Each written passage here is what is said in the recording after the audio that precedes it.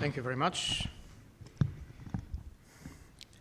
Ladies and gentlemen, I have the pleasure and the privilege to address you as a Pole, a man from a country that is probably the most experienced in the world as far as fighting Russia, because we fought 18 wars since 1492. So we are very experienced. And this is why we know that this story hasn't started in 2014, neither in 2022, and that the problem is much more complicated. I would like to structure my unfortunately short presentation, 15 minutes, it's not enough, in the following way. First, short description of the enemy, of the problem. Then the goals, what Russia wants to achieve. Then the methods and the modus operandi that is used by Kremlin to achieve that goals. And what are the conclusions? So first, please remember that Russia, the only idea of Russia that exists is the imperial one. There was no other idea of Russian state. It's not created to bring welfare for its population, neither to make the life better or to develop the country. It's to expand. And the main goal of its leaders is to maintain a power. Even imperial goal is not the real one. Please remember that Russian Empire was dissolved twice, once in 1918 in Brest-Litovsk, and second in 1991 in Białowieża forests, for the sake of seizing power at Kremlin. That's the main motor, the main engine of Russian politics. So Russia is able to sacrifice its own population. Russian people, from the point of view of the Kremlin leaders, are just the fertilizer of the history. That's it. Then, fighting all those wars with Russia, we remember that one of the main characteristics of Russian propaganda is that whoever is fighting war against Russia is doing it against its own interests. It must have been manipulated. This is why it's resisting. We were fighting wars in 16th century because of Pope and Jesuits. In 1794, because of French Jacobins. Then we were the servants of Napoleon, then we were manipulated by Garibaldi and Napoleon III, then we were the dog of Entente fighting Bolsheviks, and then we were manipulated by Great Britain. This is why we resisted both the Third Reich and the Soviet Union, and now we are the servants of CIA. It's obvious. Yeah? Nobody is resisting Russia because of its own interests. So we are quite fascinated for this kind of propaganda. I mean, you cannot tell this to the Poles and hope being successful.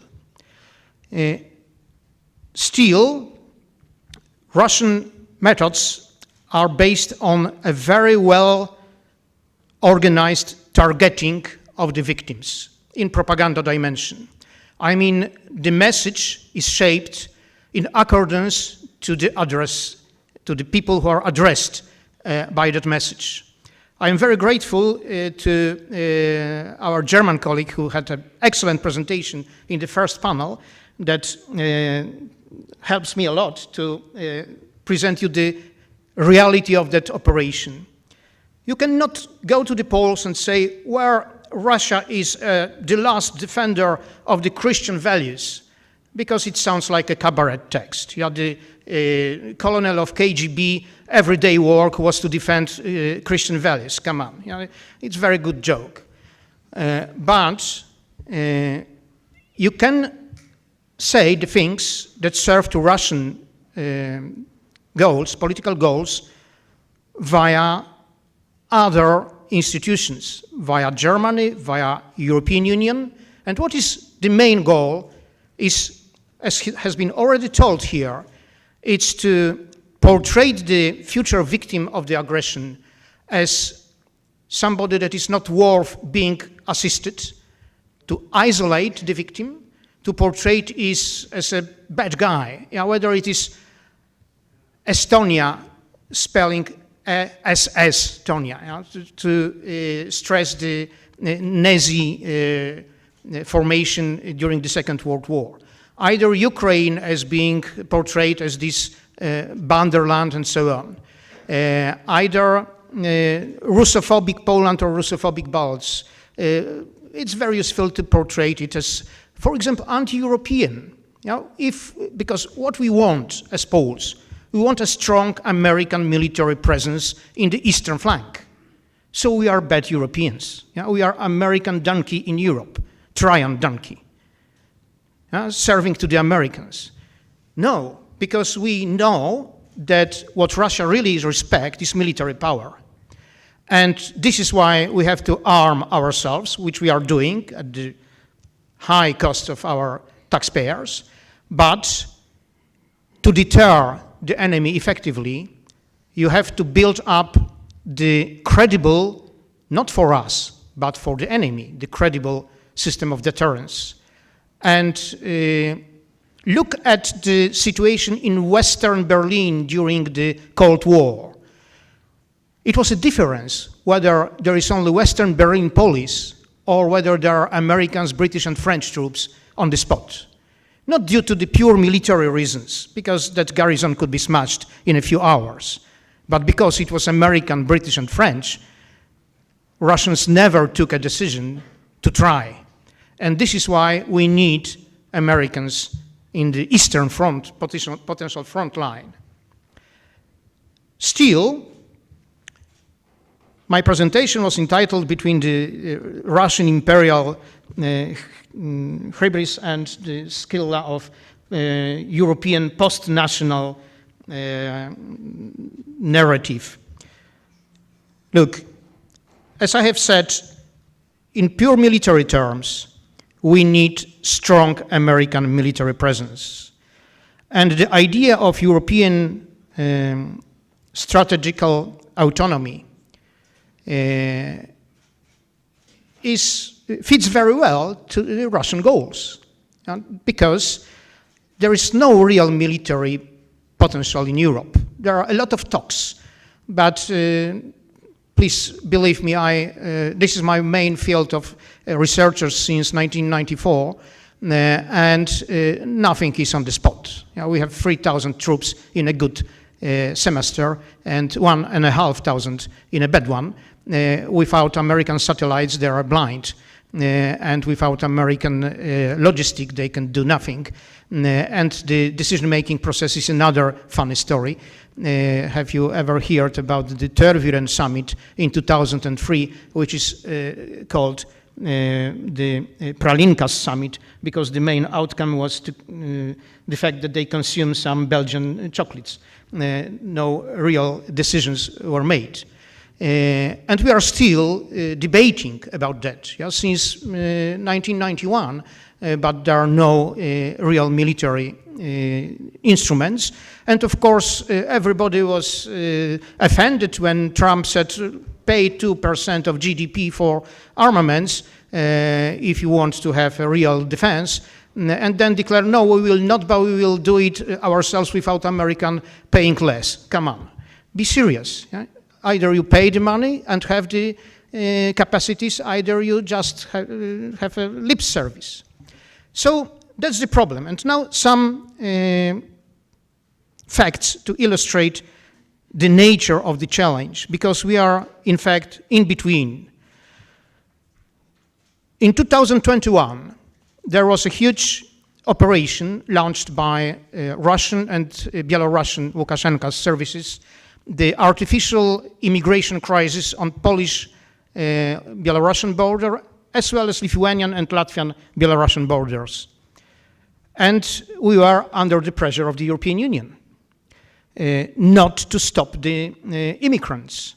We were accused of violation of human rights. There were the accusations of massive graves in Polish forests at the borders without any real fact to support this kind of accusations. When we arrested Pablo González, who was a an alleged Spanish journalist, just few months ago exchanged with Russia, and in fact his real name was Pavel Rabcev, and he was a Russian spy. You can read in the report of the European Parliament that Poland is violating human rights by arresting this innocent journalist. What I am trying to say is that our countries are under the pressure from both sides, for different reasons, of course, and I don't want to create the impression that these are something comparable. I mean, if Russia is a Black Death of 13th century, the diseases in the European Union is just running nose. Yeah, but when you are when you have this small disease, you are more vulnerable for the serious one. It was France and Germany that tried to invite Putin to the European Union summit in June 2021. And unless Polish, Baltic states, Scandinavian, Dutch, Romanian protest, he would be invited. But now we have the project of centralization of the European Union, in which the decisions within the realm of the common foreign and security policy are expected to be taken by the majority voting. You had the majority voting system in the EU based on the direct proportion between the power of the votes and the number of population. So 84 millions of Germans and 67 millions of French could overvote almost everybody. And if you add to those the Mediterranean lobby, that means Spain, Italy, with obvious and natural, I'm not offended by that fact. It's natural. If I were Italian, I would do the same. But their priority is in the middle, is in Mediterranean region, and of course they will vote to take the resources to solve those problems and not the problems in the east. We have already heard, yeah, and it's true that in Italy there are those posters, Russia is not your enemy. Yeah? That's the entire campaign. And we still remember that, we have two chancellors of Austria, Wolfgang Schissel and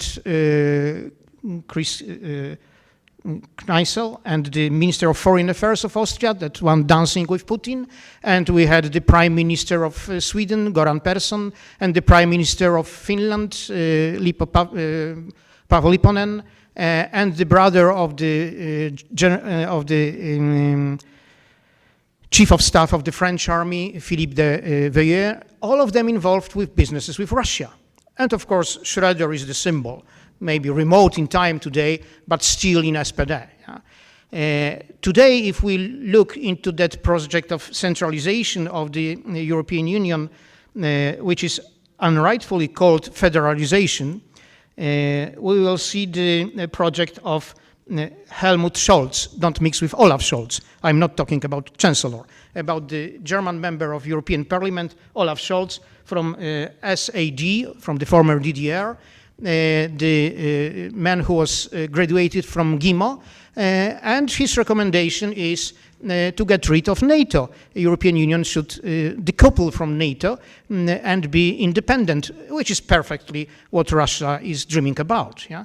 So the problem is that if Russia is not able to act directly, it's perfect in acting indirectly under foreign flag, exploiting different ideas, and this European idea, which is in this deep core sense very positive, but still vulnerable for this type of manipulation, which are more and more effective. We still remember that we had 4 common spaces with whom? With Russia, 2003, 2005.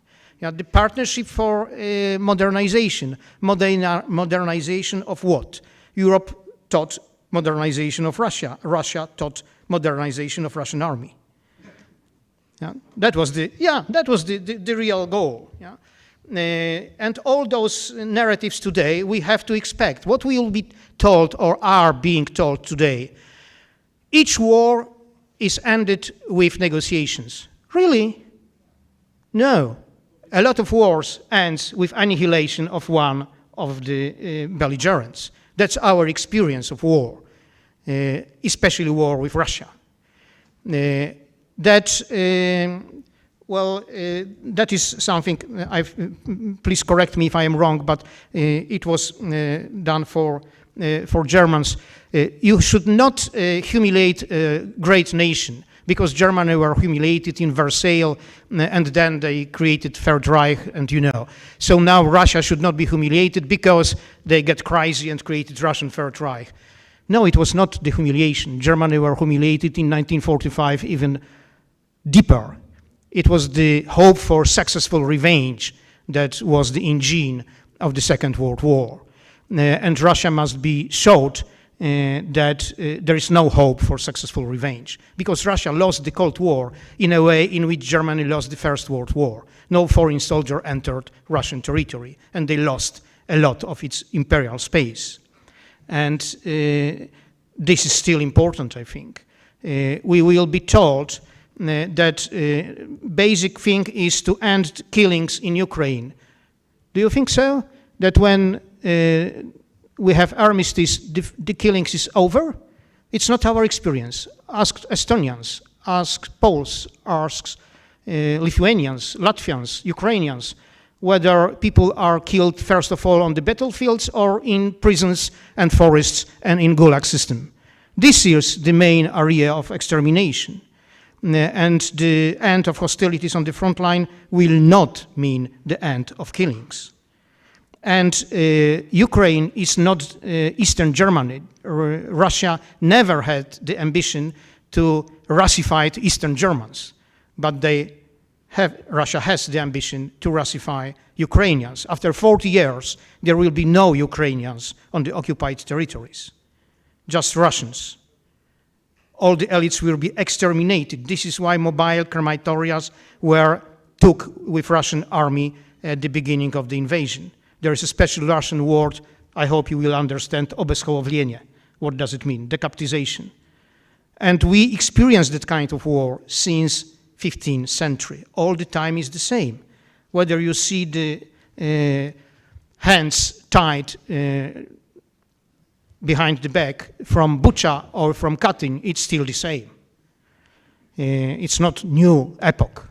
So please remember this kind of message, which cannot be sent directly from Russia to Poland or to other countries, could be sent via Brussels or via Germany or via pacifists from the West, saying to us that we are bad Europeans, we are Russophobic, we don't understand the need of peace, and so on. And the last sentence, I guess, because I am running out of time, what Russia exploits very much as well, it's history of conflicts between us. It's history of conflicts between Poles and Ukrainians, Slovaks and Hungarians, Romanians and Hungarians, and so on. And we have to be aware of that fact that whatever our ancestors did to each other, we are not in a position to start a quarrel about that, because we are military threat today and for tomorrow, but the real enemy that can kill our compatriots today and not 8 years ago or somewhere in the history. Thank you very much.